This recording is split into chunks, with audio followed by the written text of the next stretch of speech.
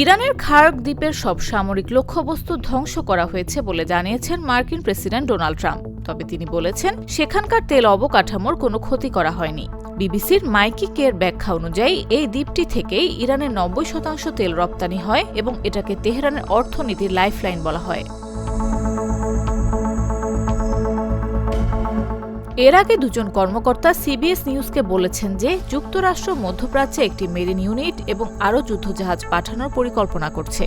এই মেরিন ইউনিটটি সমুদ্রপথে আক্রমণ চালাতে সক্ষম এবং সাধারণত এটি কয়েকটি যুদ্ধজাহাজে থাকা সর্বোচ্চ প্রায় ৫,০০০ মেরিন ও নাবিক নিয়ে গঠিত হয়। এ বিষয়ে মন্তব্যের জন্য বিবিসি মার্কিন সেনাবাহিনী এবং পেন্টাগনের সঙ্গে যোগাযোগ করেছে।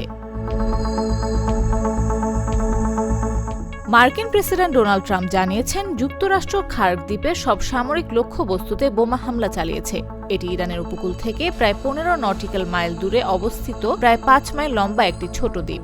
এই দ্বীপকে ইরানের অর্থনীতির লাইফলাইন হিসেবে বিবেচনা করা হয়। দ্বীপটিতে অল্প কিছু মানুষ বসবাস করে।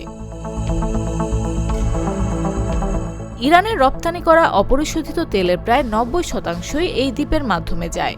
বড় বড় তেলবাহী ট্যাঙ্কার প্রথমে এই দ্বীপ থেকে তেল নিয়ে তারপর সেখান থেকে পারস্য উপসাগর ও হরমুজ প্রণালী অতিক্রম করে বিশ্বের বিভিন্ন দেশে যায়। এর অন্যতম হল চীন। দেশটি ইরানি তেলের সবচেয়ে বড় ক্রেতা।